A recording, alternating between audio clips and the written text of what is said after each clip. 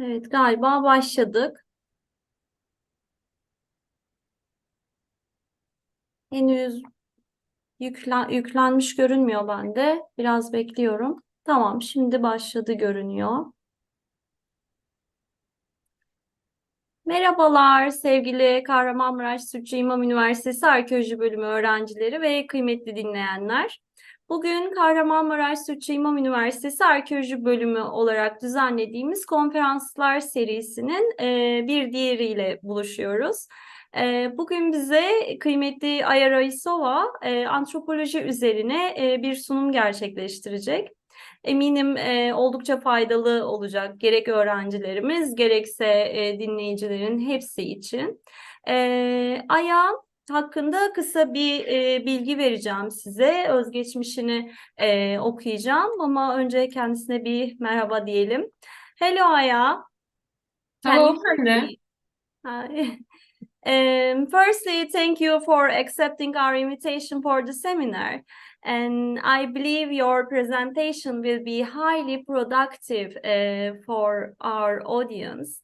And now let me provide a brief introduction about you, after which you can proceed your presentation. Thank you. Um, Aya Raisova, Durham Üniversitesi'nde biyoarkeolog ve doktora öğrencisidir. Sheffield Üniversitesi Arkeoloji Bölümünde osteoarkeoloji alanında yüksek lisans derecesine sahiptir.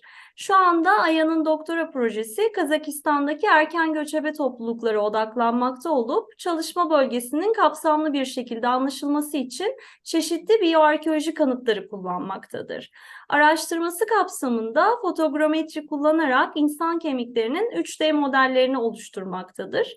Bu modeller gerçek osteolojik koleksiyonlara erişimi olmayan üniversiteler ve kurumlar için değerli eğitim ve açıklayıcı materyaller olarak hizmet vermektedir. Ayrıca kendisi Orta Asya konusunda çalışan kadın uzmanları destekleyen bir kurum olan Step Sisters'ın yönetim kurulu üyesidir. Kendisinin başlıca ilgi alanları Avrasya steplerinin demirçağ arkeolojisi, biyoantropoloji, zooarkeoloji ve geometrik morfometri ve fotogrametridir. Bugün bize oldukça değerli bilgiler verecek. Özellikle 3D modelleme konusu benim çok ilgimi çekiyor. Aya, you can start your presentation whenever you are ready, please. Thank you so much, Hande, for your introduction.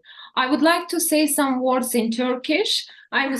Excuse me for my pronunciation, and then I will move forward with English. And the presentation will have some subtitles in Turkish.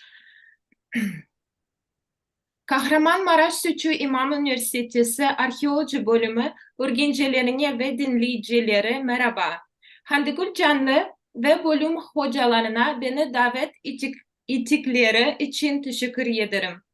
Tüm Maraş halkına depreminden dolayı başsağlığı ve geçmiş olsun dilerim. Şimdi sunumuma başlıyorum. And now I would like to move to the presentation. Today's presentation is about the bones in focus and photogrammetry and bioarchaeology, a new perspective to the past. I'd like to start with highlighting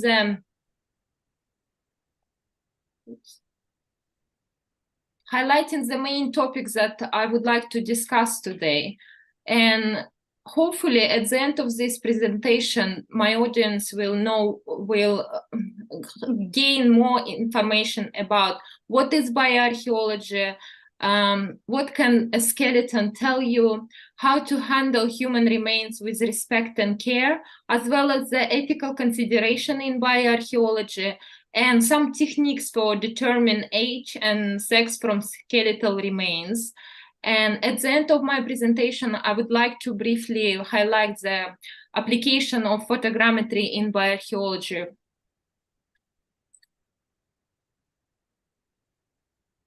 What is bioarchaeology?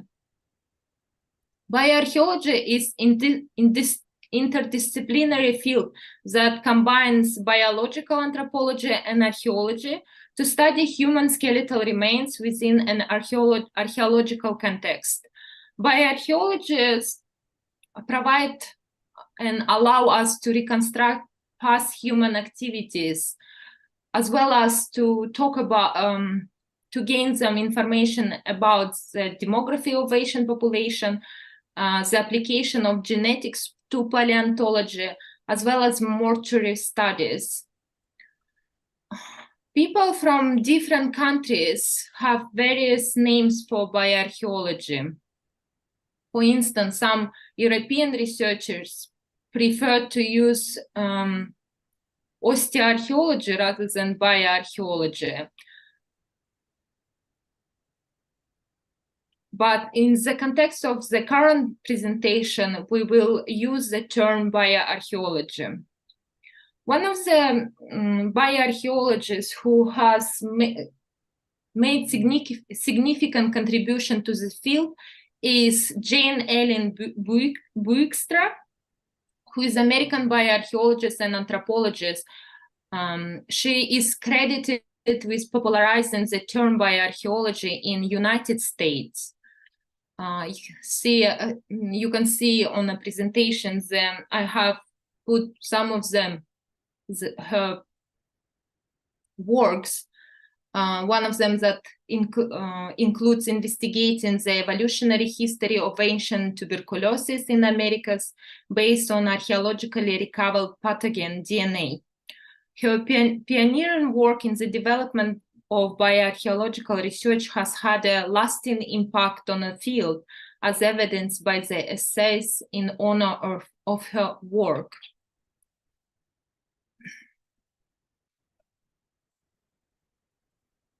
In my next slide, I would like to outline the main features, the information, what we can gain from analyzing a skeleton. And as you can see on a slide, one of the information that bones can tell us, it's about the age of the individual. Examination of skeletal features such as growth, plates, and tooth development can provide insight into the individual's age at the time of death. This information can help in determining the demographic profile of a population and understanding age-related health condition. The next point that bones can help us about the individual is the sex of the individual. Analysis of pelvic and cranial features, as well as the size and shape of long bones, can, with the use of reliable methods, anthropological methods, can aid in determining the biological sex of the individual. This contributes to understanding specific health patterns and population dynamics. Further, what we can learn about the bones is the stature of the individual. There are certain formulas, certain methods that could be used for the measurements of long bones and other skeletal elements can help estimate the individual height, providing valuable data for population study and identifying potential variation in living condition and nutrition. Apart of the sex, age, and stature, the bones can also provide valuable information about the pathology. Identification of skeletal abnormalities such as fractures, infection, degenerative diseases, condition can offer insight in the individual health status, lifestyle, and exposure to environmental factors. Apart of the pathological abnormalities, we can also learn about any traumas that has been experienced during the life by these individuals. Examination of skeletal trauma, including evidence of injuries or violence, can provide information about interpersonal violence, occupational hazards, and patterns of conflict within a population that The identification of skeletal markers of traumas on a skeleton is widely used to measure what was the level of violence, or was the individuals involved in any military activities, or as well as bones can provide the information about the diet. Analysis of dental wear, isotopic composition, and bone chemistry can reveal details about individual diet, and as well as to give access to different food sources, shedding light on cultural practices and environmental adaptation. A part of the diet trauma pathology, as well as the stature, sex, and age, we can also gain some information about the musculoskeletal stress markers, as well as occupational markers. There are still some debate about the reliability of these methods, but since as well as a lot of scholars support the idea of using the bones for identifying the activity markers, since the bones are quite responsible to the stress. There are certain indicators of repetitive physical activities and muscle use that can affect on the bones and potentially further reveal information about the individual occupation, habitual movement, and physical exertion. One of the examples is the use of the arrow, since its bilateral activity. One of the bones during the use of the arrow would be used more often. It's live on a skeletons, on a potentially particularly on humerus, the musculoskeletal stress markers that could identify it as a sign that this individual being involved in the activity. And based on the archaeological data, it can help to reveal the more data about the lifestyle of this individual, and as well as with access to DNA analysis, the skeletal remains can provide insight into genetic ancestry, population affinities, and genetic diversity, contributing to the understanding of population history and genetic relationship.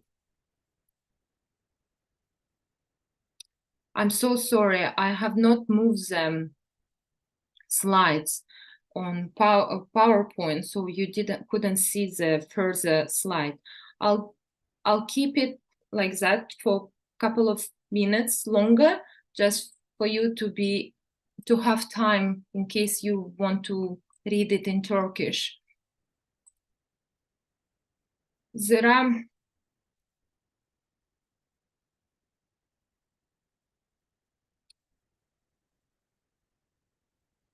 while working with human remains, there are certain professional recording system standards that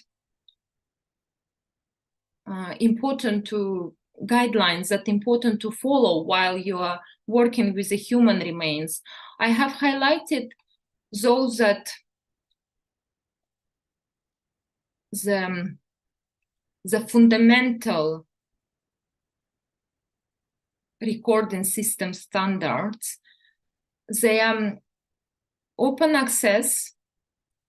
So if you would like to have a look in more details, you can download those papers from internet.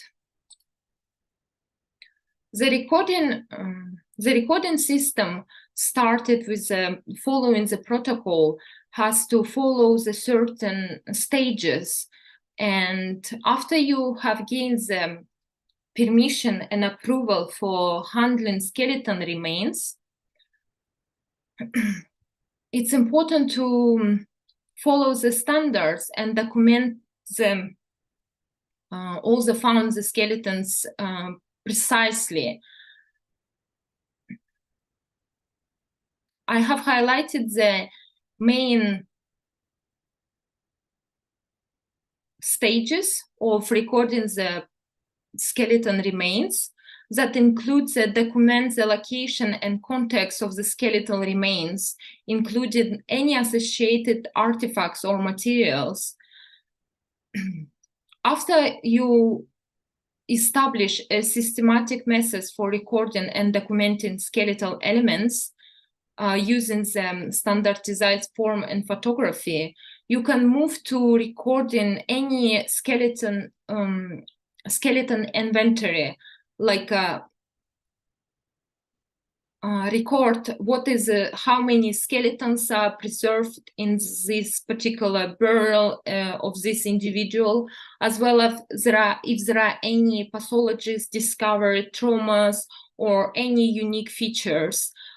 Here on a slide, you can see the bone inventory appendix 1.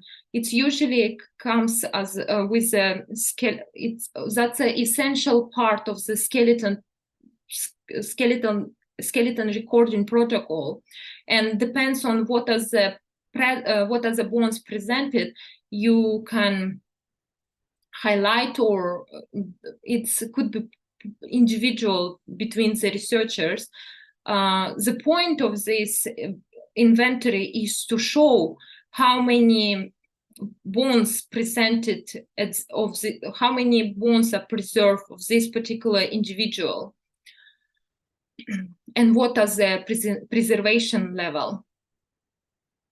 After you have filled the form of bone inventory, there are certain measurements of skeleton elements that a researcher should be taking with the use of the special equipment. If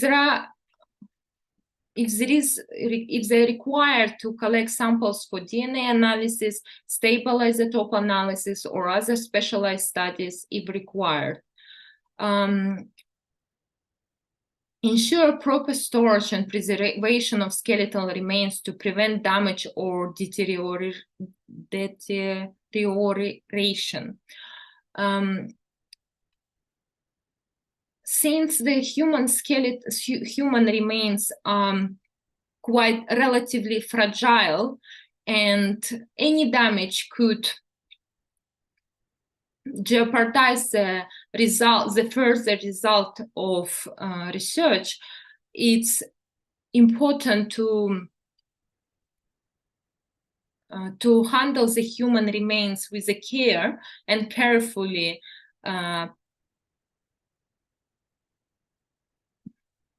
pack them, since during the any transportation from the archaeological field to the laboratory or to the storage. There are certain rules that has to be followed while storing the skeletal materials. Here on a slide, you can see that first, the bottom of it has been taken, the image taken from the Roberts 2009. You can see that the bottom of the box is, I'm sorry, I forgot the word, is covered by the lower limb. One of the reasons of that is because these bones are the heaviest one in the skeleton, and they're usually most likely to be stronger and less fragile. The second layer is the hands and feet. The third one comes with the pelvic girdle, and then it goes upper limb, ribs, vertebra, and on the top of it, we put the clavicle and skull. While during the storage, skulls usually goes to a different box, as well as the mandibular. Here it says that we store our skeletal remains wrapped in an acid-free paper, and some are placed in plastic bags. We expect you, and on the second picture, you can see the packed skeleton materials. They've been placed in plastic bags. It's important to provide the passport for each skeleton, since they includes the certain details of the individuals that belongs, the information that belongs to this individual. Why is it important? Because the careful and sufficient information allows the further researchers to gain as much as information about this individual.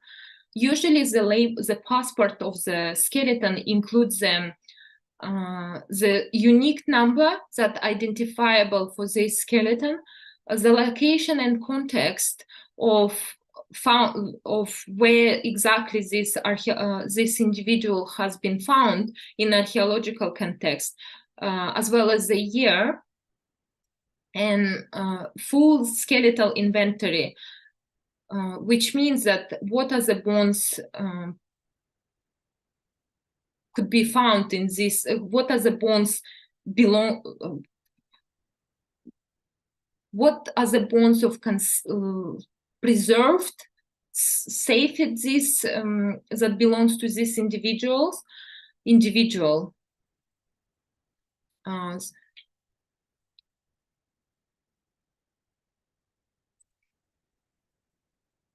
On the next slide, I have briefly outlined how to handle human remains with the respect and care.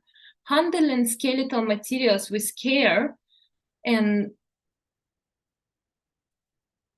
to avoid damage or contamination,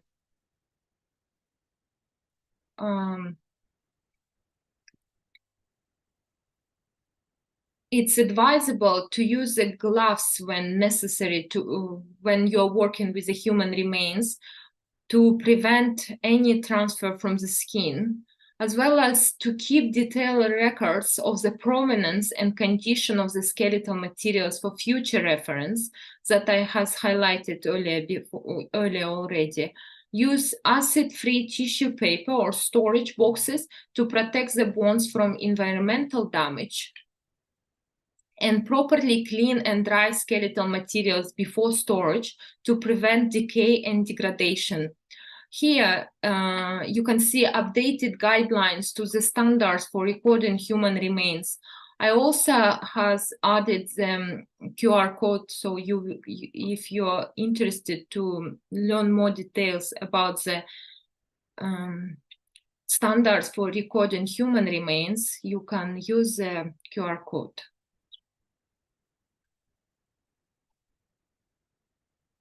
While working with the human remains, it's important to do not forget that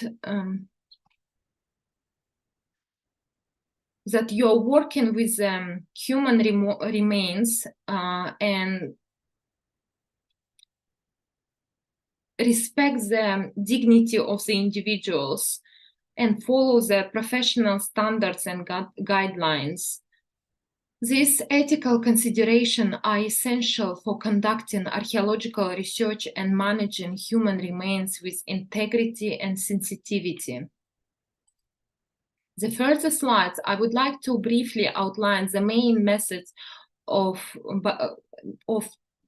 determining age and sex from skeletal remains. I have only highlighted the main methods that bioarchaeologists use in order to learn the age and sex.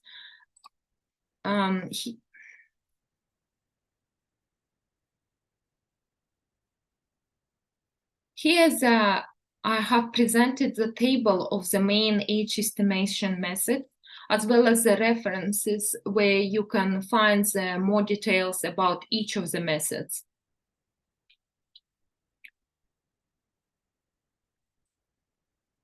One of the methods is pubic symphysis degeneration that could be considered as one of the most reliable techniques that used for the age estimation. Has been first developed by Todd in 1920s, as well as further the researchers Kern and Stewart and Brooks has developed this method. Why does bioarchaeologists use pubic symphysis in order to identify the age? It's because this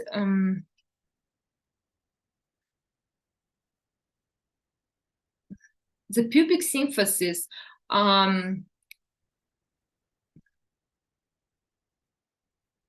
with the increase in age, the grooves are infilled and the margins are thickened to develop a rim around the joint surface.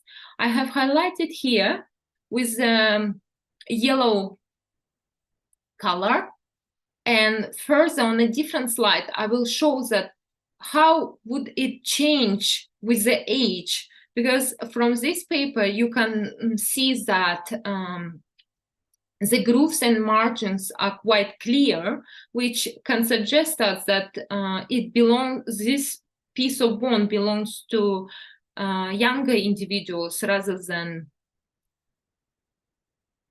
someone who is older.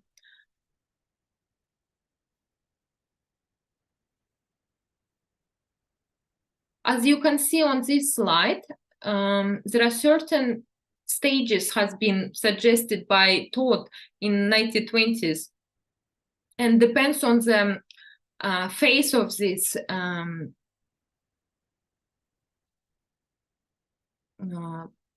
pubic symphysis development, we can correlate it with the age. For instance, here you can see that the individuals who is likely to be 19 years old, the grooves are quite permanent. You can clearly see them, while with the age for 64 years old, there are certain signs of usage. The bioarchaeologists use this these methods, these tables, the stages, and whenever they found the bones, they compare the stage of, in that particular context, with the stage of the pubic symphysis development, and that could suggest them the approximate age of this individual. But it's important to bear in mind that you cannot identify the age based on only one method. You have to use the different methods in combination.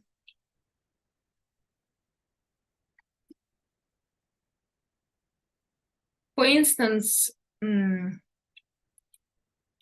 the second method is the use of the cranium sutures.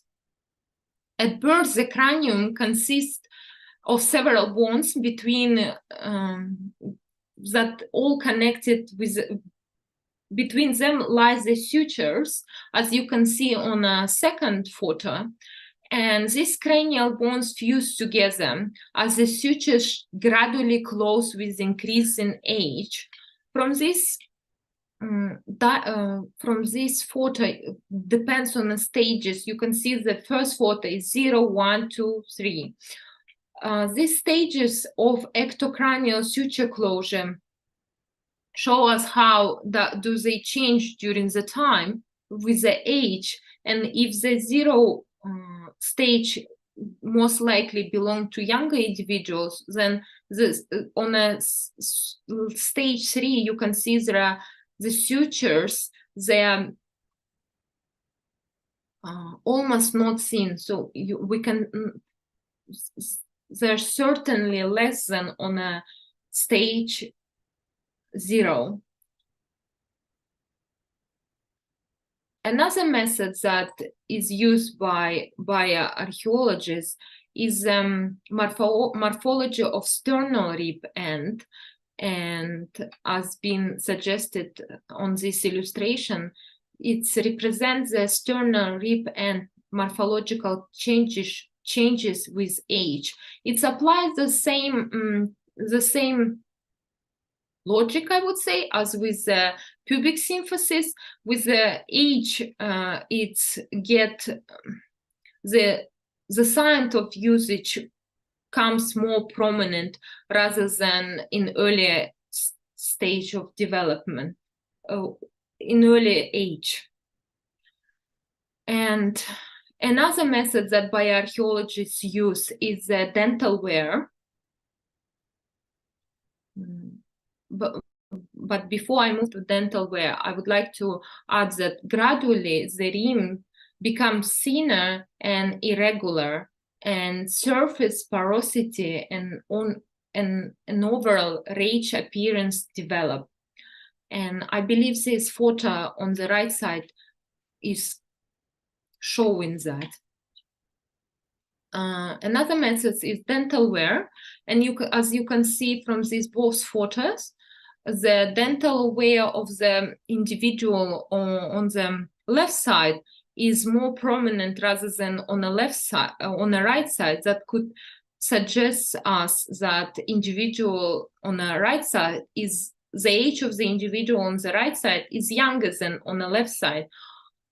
However, it's important that dental wear is not only depend on age, it's also the diet as well as dental diseases and non-dietary usage of the teeth affect on the dental wear as well.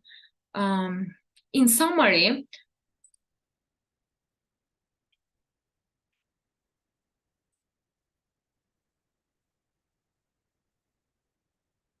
here I have outlined 2 of the main methods of working with the dental wear, age estimation from dental wear that bioarchaeologists use. Again, they looked at the wear of the teeth and they compare with the stages that highlighted in this table. In summary, I would like to outline that the most reliable way of identifying the age is the use of combination of all methods, and is in case if the skeleton is the preservation of the skeleton is good, then we have this opportunity to use all the methods as well as the methods that could be used with the postcranial skeleton and the cranium. Again, I have not outlined all the methods due to as it would take more time to outline all the methods and the techniques that they use by bioarchaeologists.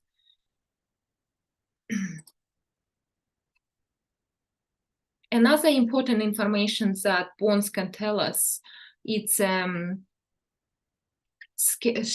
skeletal differences between the male and female skeleton.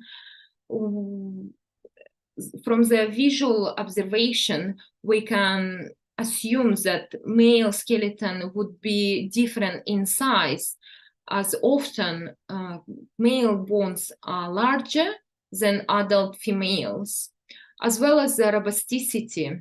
Males have greater muscle bulk, stronger muscle attachment, and larger joint surfaces. One of the bones that commonly used to identify the sex is pelvis, as a female pelvis is adapted for childbirth and may show evidence of parturition trauma, but is less well adapted.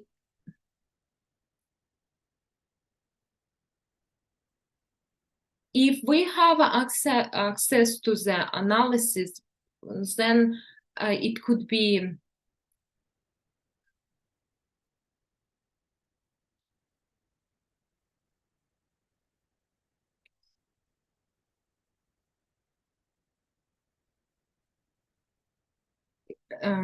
DNA analysis could be used in order to identify the sex, but at the same time we have to consider that those analysis is not all the researchers have access to the laboratories. The next slide, I have highlighted again one of the main methods that could help us identify the male and female skeleton. As you can see from this picture, it's a pelvis, and generally structure of the pelvis, female pelvis would be, the bones of the female pelvis would be lighter and thinner, as well as male heavy and thick. And as I has outlined earlier, due to the childbirth, the female pelvic inlet has a different shape, which is more oval and larger, and acetabulum is smaller and more positioned. Again, it's important to, I believe it's at some point, the more you work with the human remains, the more you have a practice, at some point it's make it easier for the bioarchaeologists to identify the age, the sex of the individual. Here, this picture is presented the pelvis of the female individual and male, and I have highlighted the certain areas that could be helpful, could be helpful in order to identify the sex. Another method that is use the appendicular skeleton pelvic girdle. Again, on these photos, it's both of the photos represent the differences between female and male, and you can see the iliac crest of female individuals is less curved rather than male individual. Ilium is low and wider. I have shown it with the arrows. Sacrum is shorter and wider, while greater sciatic notch for the female individuals is wider rather than for male individuals.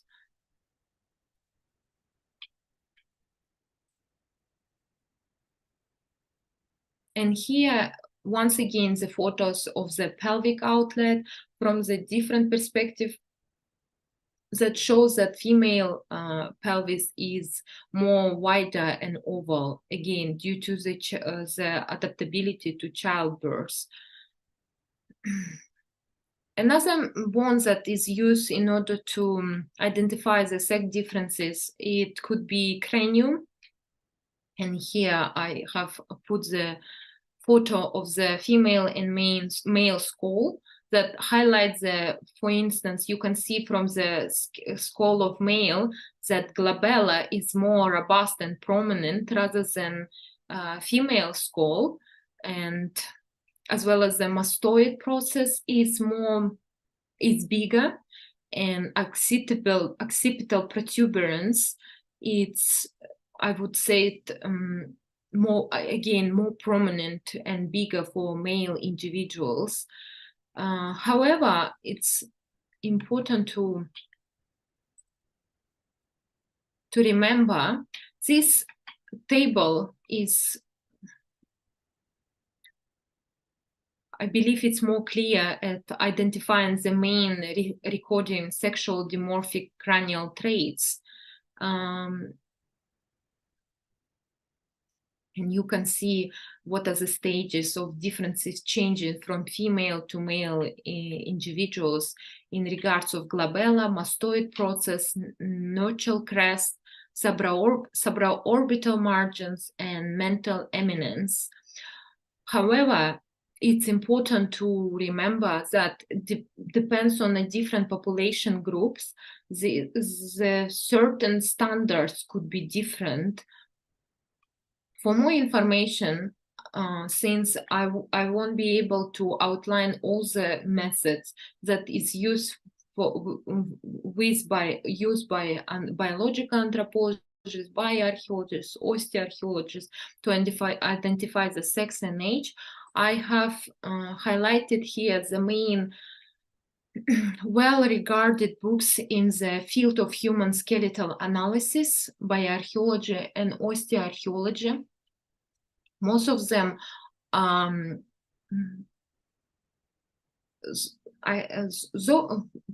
not all of them are in open access, but depends on the institution. With the access of the institution, you can be able to download the books, and it will provide you with the main fundamental knowledge about the skeleton, about the analysis of the skeleton, as well as here the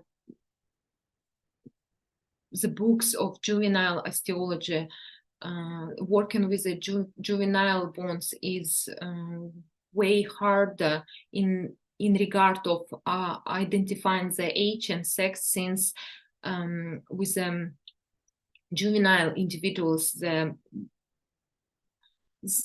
not as differentiative yet.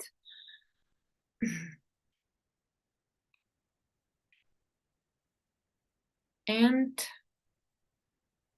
I also provide some links for the YouTube channels, as well as other resources as Coursera, FutureLearn, where everyone could could gain the information, more information about working with the human remains. There is a informative courses provided by Sheffield, the University of Sheffield. You can see here on the slide, and numerous number of other videos uploaded by Durham University that gives you the basic understanding of method use and what are the techniques. Depends on the questions that you are looking for. And here I also provided with a QR code.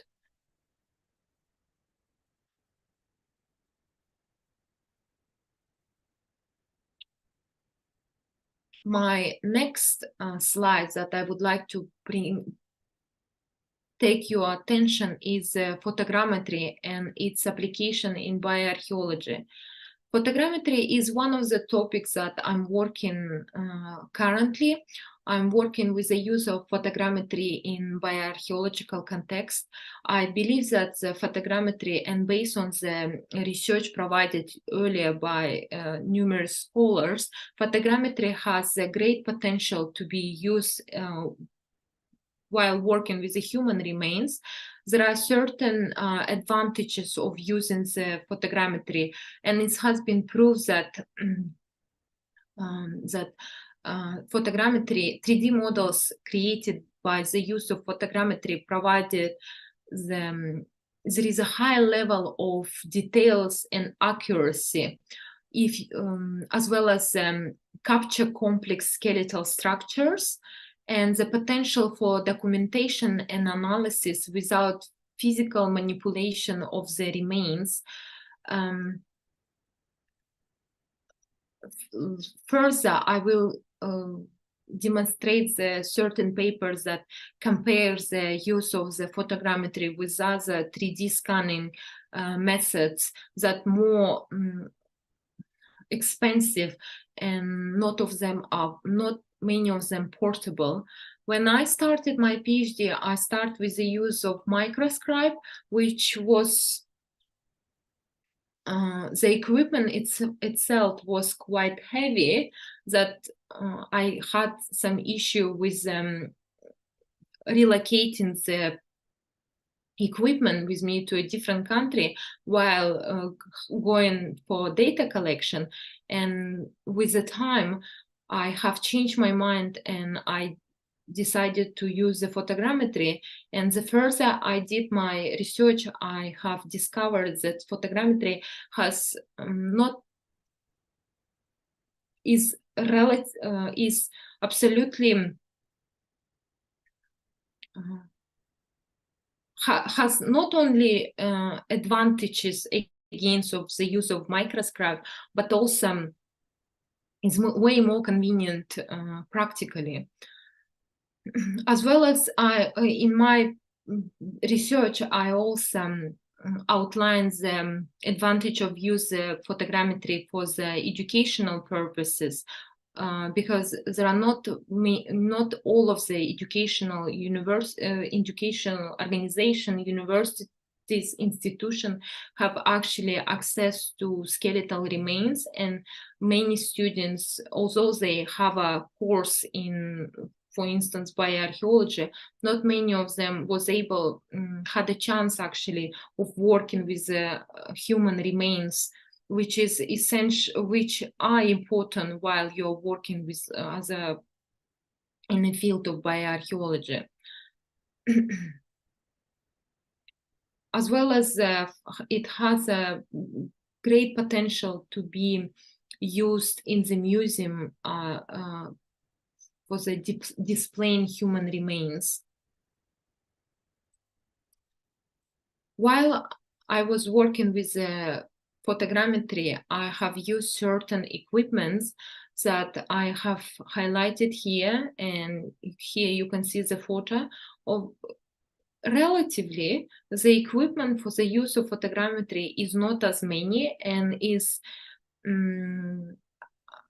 relatively accessible. So you would need to have a camera, photocube, tripod, remote control, which is not always necessarily, which means that you can use it you can use the camera with no remote control, scale, which is important, as well as a turntable. And here's some canvases that use for the background. At this, on the right side of the image, in case if some of people from the audience would like to, because it was important for me while I started my working with the photogrammetry to make sure that I will use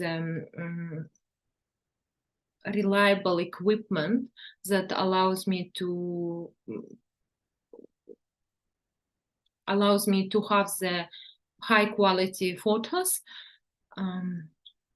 Here as a list of the equipment that you might need, you would need if you would like to work with the photogrammetry. I also attach the link for YouTube tutorial. Personally, I found this YouTube tutorials as one of the good one on internet. The author of this YouTube video list all the equipment, as well as what are the mistake he has been faced, what are the challenges he has been faced during the his progression in photogrammetry. how exactly the photogrammetry would work. Here on these photos, you can see that you stage the skull on a turntable. In the middle of the turntable, since I'm working with the skull of human skull, I have used photos of the skull. You have to set the skull in the middle of the turntable and have the sets of the photos around the skull. Since you use a turntable that allows you to move the skull in circle, the tripod, the camera itself shouldn't move at all, and you have to make sure that you provide enough lights that will allow you to capture the high quality photo. The photos should be taken from 3 angles, and you can see here from 19th degree in a distance of 30 centimeters. The second angle is 30 degrees, and the third angle is 45 degrees. Generally, it would be sufficient to take 50 photos of each from each angle. And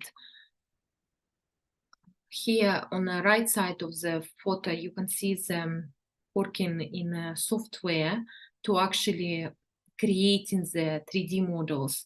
I personally work with Photoshop first in order to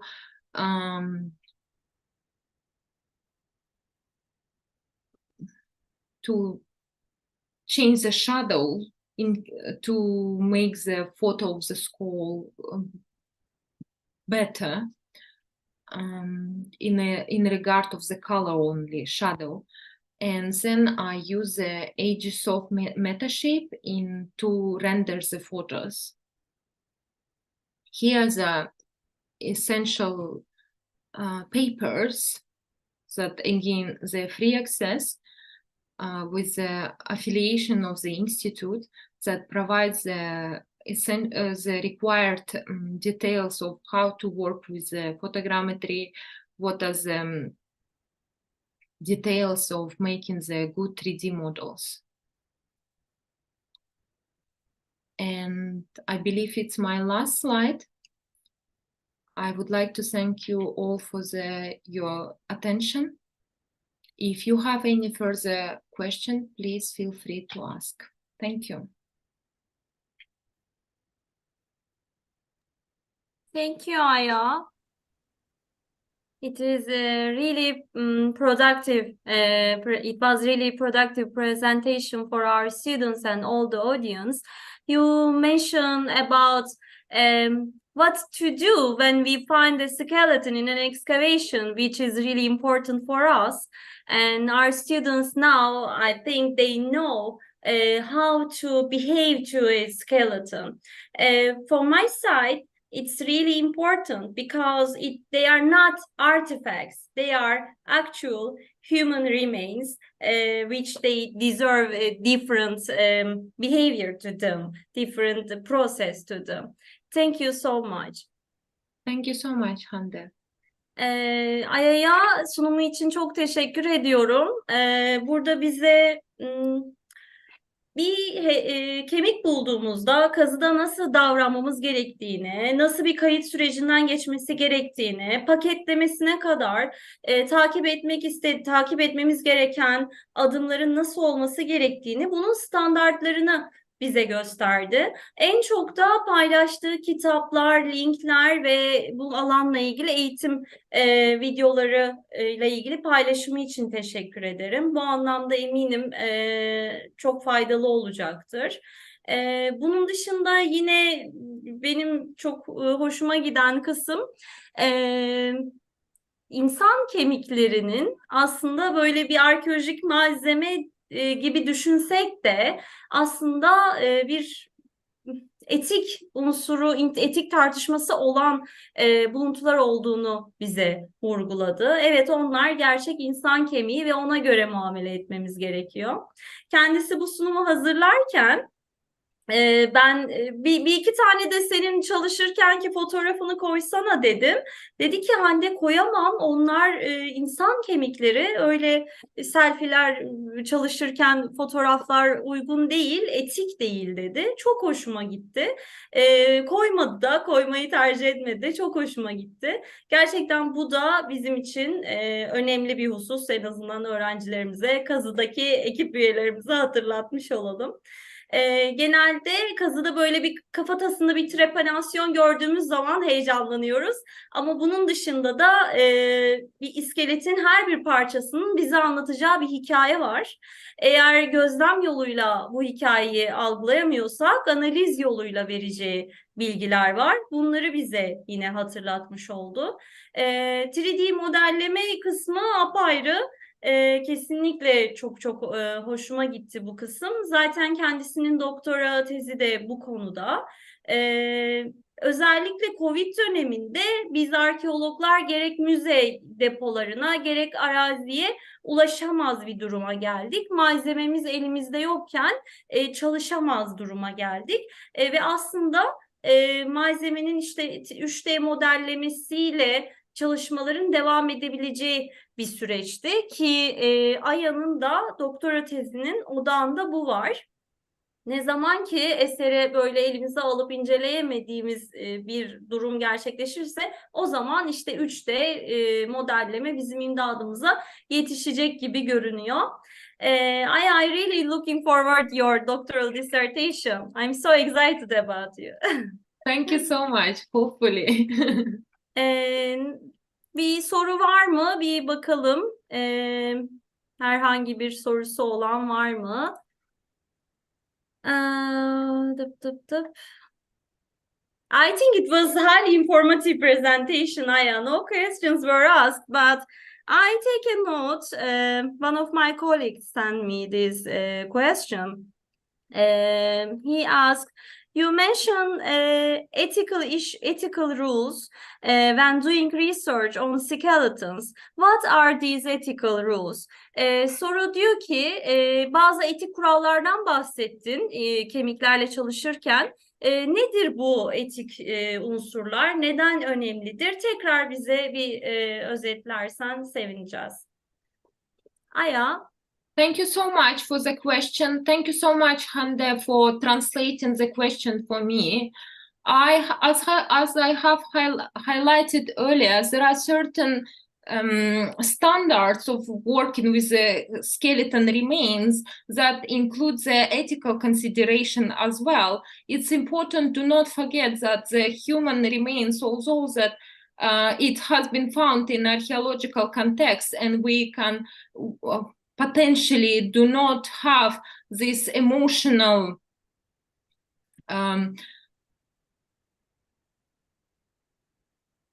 okay, I'll change.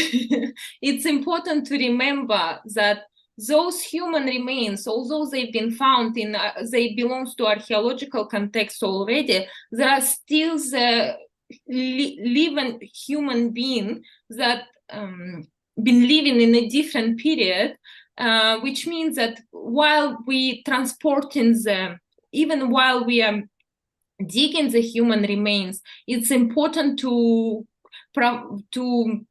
show the certain care with the packaging the human remains, working with the human remains, as well as try to prevent publishing human remains of the individuals over the internet, social media, and provides a certain sense of respect and dignity to the skeleton of these individuals. Thanks for your answer, Aya. Let me translate it. Her ne kadar bir antik kentte bir kazıda bulmuş olsak da unutmamamız gereken konu en nihayetinde bu iskeletlerin bir zamanlar, bir dönem, belki bugün değil ama bir dönem yaşayan birilerinin, yaşayan insanlara ait kalıntılar olduğu gerçeğini unutmamamız lazım. Ve buna göre onların kazıda çıkarılma anından paketleme, taşınma anına kadar her adımda belli bir saygı duygusuyla, yine saygı çerçevesine ve bununla ilgili belirlenmiş protokole uyarak davranmamız gerekir. Sosyal medyada paylaşırken veya yayınını yaparken de bu protokol kurallarına uygun hareket etmemiz gerekir şeklinde cevabını verdi. Tekrar soruları kontrol edeyim. Başka var mı? Güzel bir soru var. Aya, there is one more question. When we made 3D modeling, how do we manage the taking photos under the skeleton, under the skull? School. Yeah. I believe there is no certain techniques that has been developed so far with working with the photogrammetry that taking the photos inside of the skull, if that was the question. Yeah, inside the right word.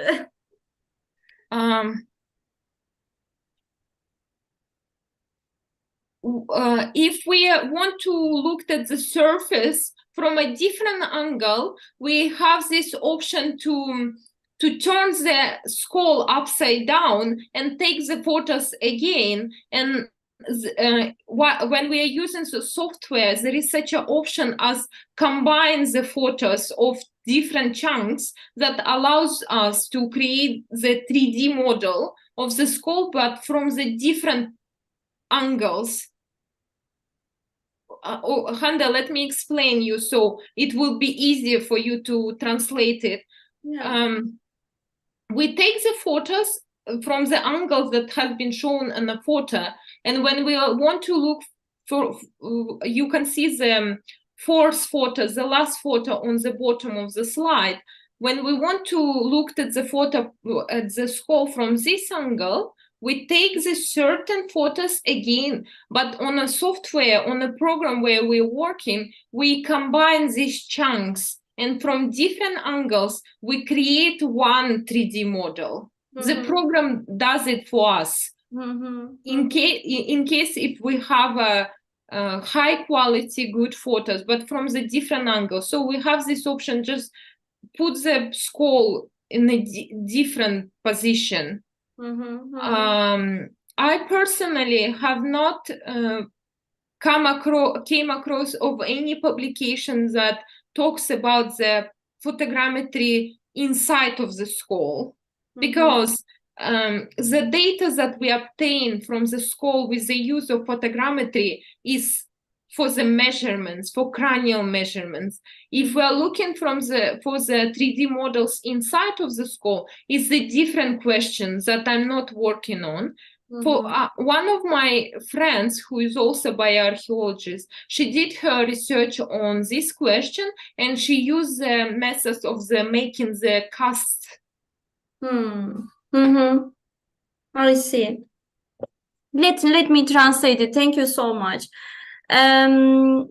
Diyor ki bir kafatasını, örneğin fotoğrafını 3D modellemesini yapacağımız şey eğer bir kafatasıysa, onu zaten zemine koyup belli açıdan fotoğraflarını çektikten sonra çevirip alt kısmının da fotoğraflarını yine her açıdan çekersek yazılım bizim için onu bir araya getiriyor. Yeter ki çözünürlüğü yüksek olsun, ışık, gölge meselelerine dikkat edilsin. Yazılım bizim için onu bir bütün haline getiriyor. Önemli olan belli bir açıdan, belli bir noktadan eseri kafatasını hareket ettirerek çevirmek. Alt kısımla ilgili sorun bu, ama mesele iç kısmına nasıl ulaşıyoruz? Şimdi içe doğru da bunun genişliği var. Orada bilgiyi kaybediyor muyuz da gelirsek, bir arkadaşı bu konuyla ilgili bir çalışma yapmış ve çözüm olarak bu kafataslarının 3D modellemesinden ziyade kalıbını alma şeklinde bir çözüm sunmuş. Çünkü iç kısmının da belgelenmesi gerekiyor. Bir diğer sorumuz ise 20'lik dişler hakkında. Wisdom teeth. Yeah, I don't remember exactly the right term, but these wisdom teeth, I think they are wisdom teeth. Are they giving us any specific data, any specific result? One of the way of using the wisdom teeth in bioarchaeological context is it's helping to identify the certain age lap, because the wisdom teeth comes in a certain age.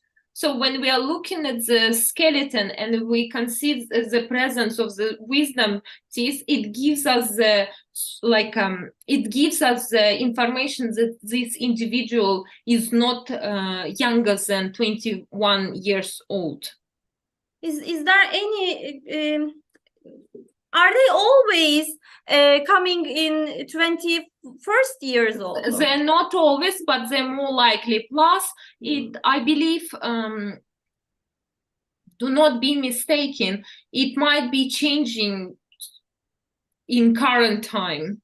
I Yes, should have you are looked right. at the publication. I would not say exactly that the wisdom teeth comes up at the same age for our population, the same as it used to be before. You're right. Diyor ki 20'lik dişlerin varlığı işte tek başına bulursak eğer bu kişinin 20'li yaşlarından çok çok daha erken bir yaşta olmadığını bize gösterir. Öyle her yaşta da çıkan bir diş değil çoğunlukla, ama bu durum günümüze doğru değişiyor. Artık şu andaki çıkma zamanıyla işte antik dönemdeki de bir olmayabilir diyor, ama böyle tek bir diş bulursak da herhalde çok da bize bir sonuç vermeyebilir gibi görünüyor. Galiba bir soru daha var. Kremasyon kemikleri üzerinde de sanırım bunun cevabı aynıdır ama is there any differences between the bones with cremation or bones with inhumation? Are they giving us different results? Can we identify the gender? For example, if you find the bones in the cremation.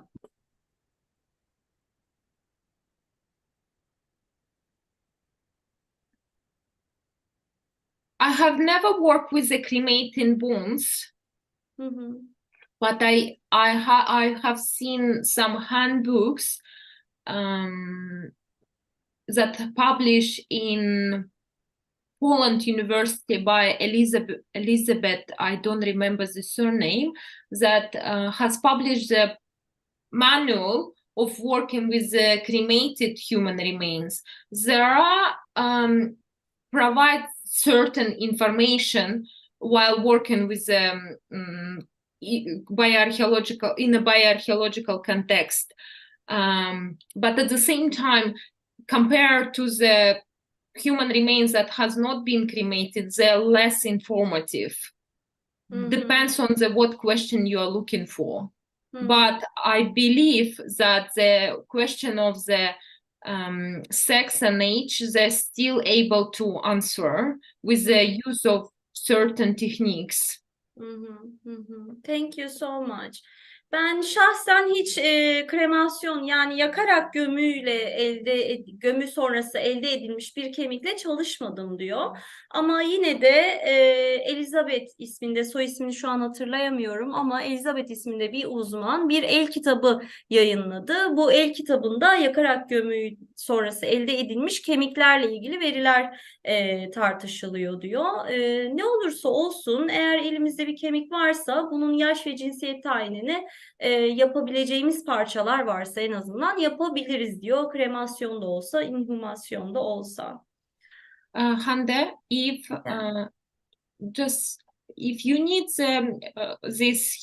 the manual of working with the cremated human remains, I can send the email with the PDF attached. Okay, thank you so much, Aya. It can be available. Bir sorumuz daha var. Tamamını okuyamıyorum. Can gender discrimination be made in cremated skeletons?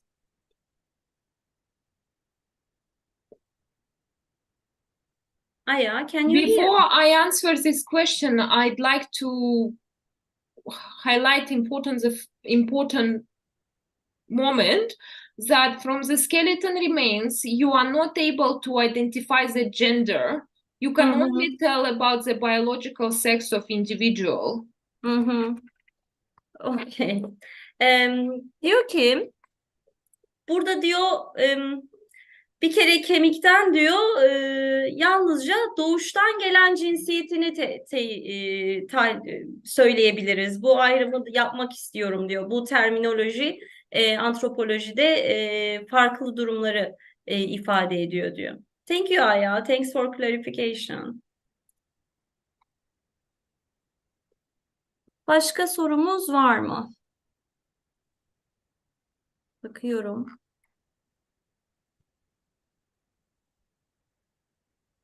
Göremiyorum. Aya, I think that's all. Thank you Thank you so so much much. for all the questions. I hope I have answered the questions that has been asked. Hı hı. Teşekkür ediyor. Umarım bütün sorulara cevap verebilmişimdir. Açıklayıcı olmayı başarmışımdır diyor. İnan senin söyleyeceğin bir şey yoksa yavaş yavaş yayını kapatalım mı? Yok galiba. Aya, thank you so much. It's really nice to listen to you and understand all the process. Thank you. Thank you again. I'm really been honored, been invited by the university, and thank you, Hande, for inviting me. I hope I was the information I provided at this presentation was helpful for your student. And Thank you, Aya. I'm sure it will be helpful for them. Başka bir soru olmadığına göre şimdi yayını kapatalım. Bütün dinleyicilere çok teşekkür ediyorum. Bu sunum kayıt altına da alınacak, sayfamıza yüklenecek. Eğer ilgili linkleri, önerilen kitapları not alamadıysanız, not edemediyseniz tekrar izleyebilirsiniz.